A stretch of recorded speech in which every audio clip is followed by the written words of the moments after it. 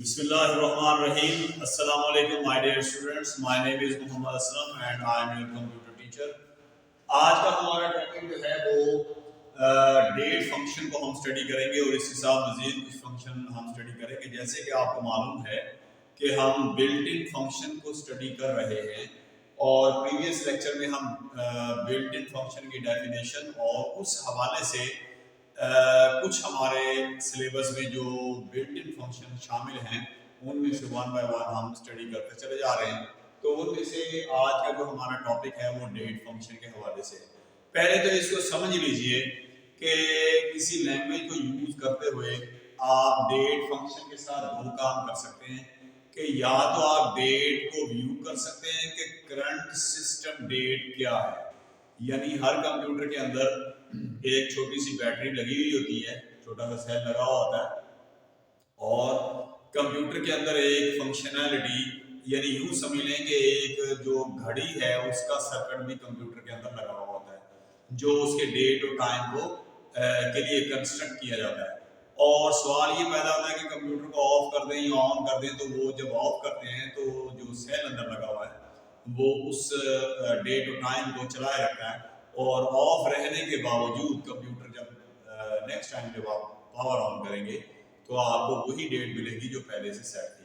तो अगर वो सेल निकल जाए तो फिर कंप्यूटर जो चाहे गलत डेट देने शुरू कर देता है।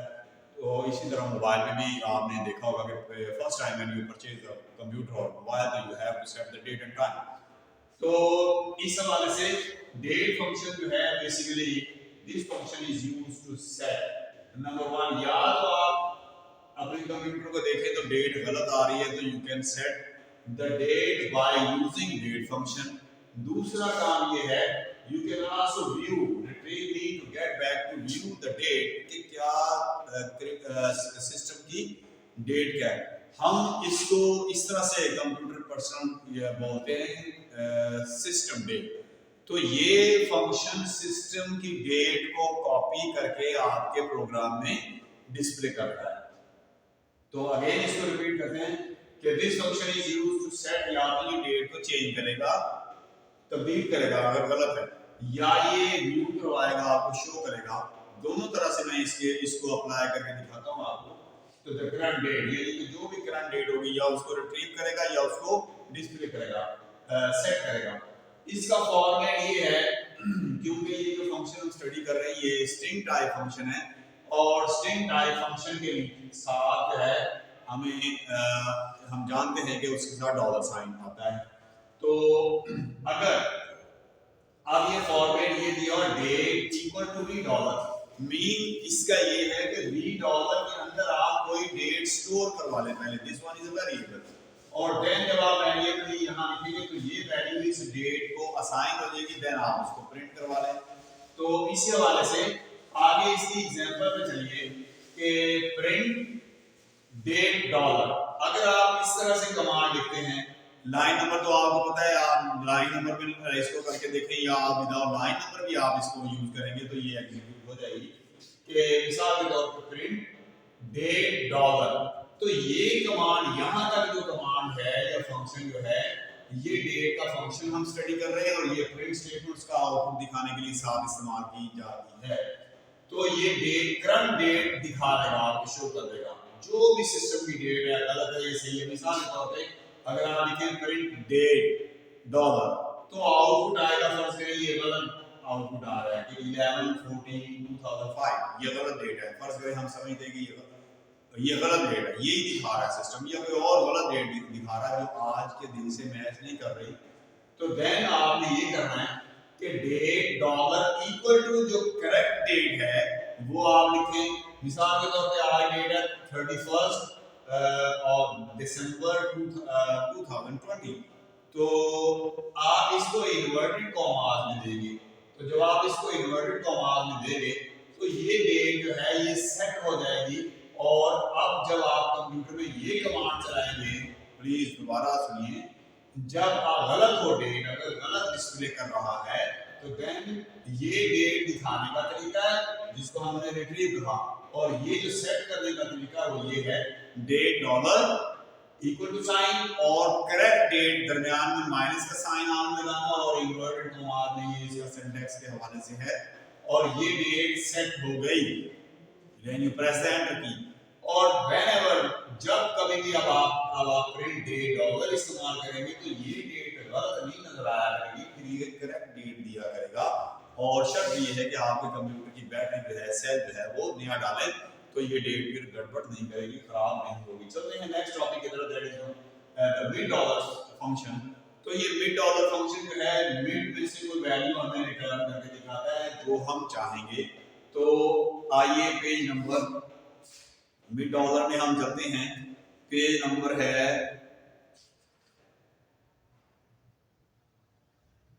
66। तो ये आप इसको मिड डॉलर फंक्शन, इसका पर्पस ये है to return the requested part of a given string. किसी दी हुई स्ट्रिंग में से आप जो पार्ट कहेंगे वो उसमें से काट कर ट्रंकेट करके काट के आपको उतने नंबर ऑफ कैरेक्टर वापस करता है। ये इसकी डेफिनेशन है ऑफ अ गिवन स्ट्रिंग, किसी दी हुई स्ट्रिंग में से। हमें पता है कि हम स्ट्रिंग टाइप फंक्शन स्टडी कर रहे हैं और ये भी स्ट्रिंग टाइप फंक्शन है। यही वजह है कि इसके साथ डॉलर साइन लगा हुआ है। डॉलर लगने का मतलब ये है कि this function is a string type function.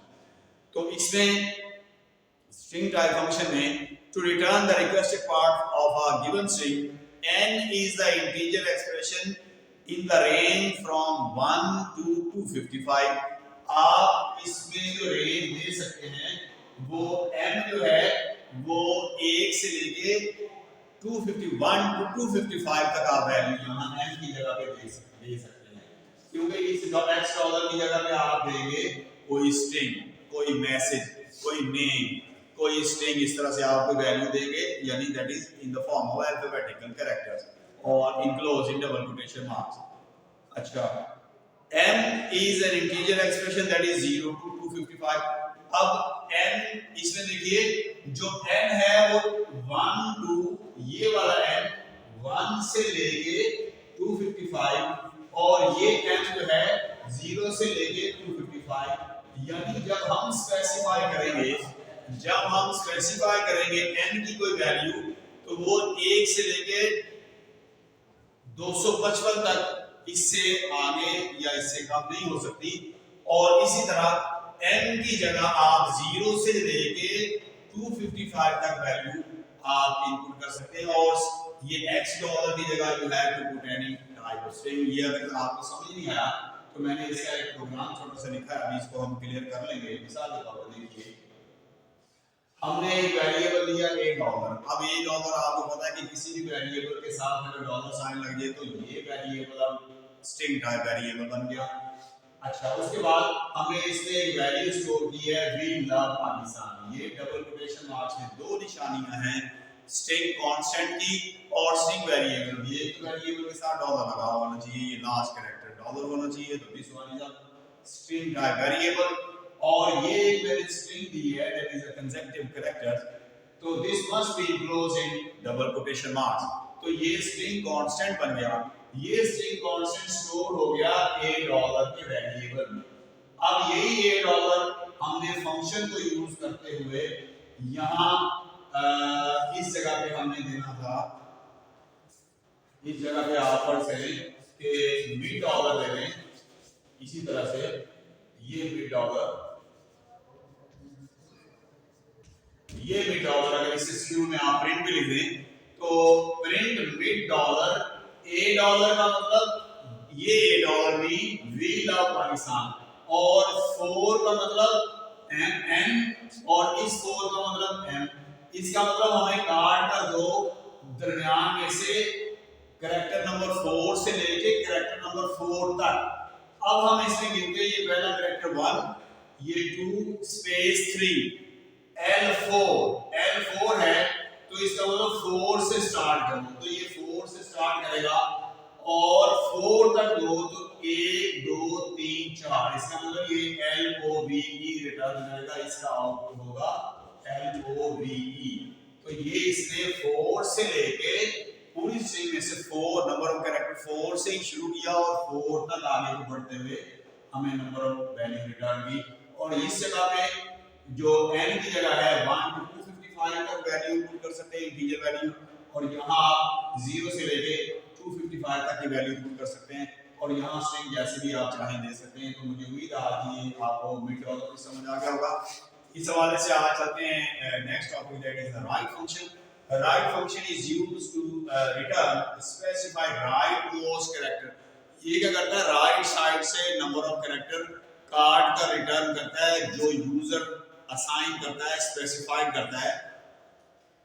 तो ये राइट साइड से हमें रिटर्न करेगा of the string x dollar। x dollar mean any string value that is given with the right function in these parentheses। ठीक है, यहां तक ये इसकी डेफिनेशन। उसके बाद ये इसका format right x dollar comma i, i की जगह a लिख दे, b लिख दे, c लिख दे, यानी ये एक वेरिएबल है। तो यहाँ बुक के मुताबिक i लिखा हुआ है, इसका मतलब ये है कि the right function has two argument, number 1 is x dollar और नंबर 1 इज i।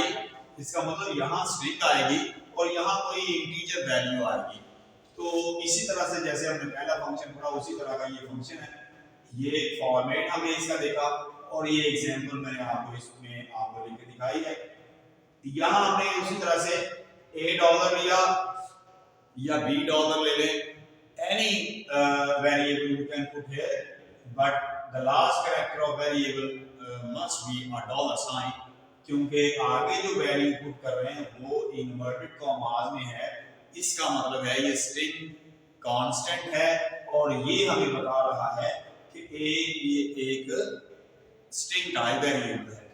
अब हमने क्या किया कि प्रिंट स्टेटमेंट के साथ राइट डॉलर का फंक्शन इस्तेमाल किया। ये राइट साइड से नंबर ऑफ कैरेक्टर काट के देता है स्पेसिफाइड बाय द यूजर। मैंने स्पेसिफाई किया 5, you can specify 1 2 3 4 any number of characters।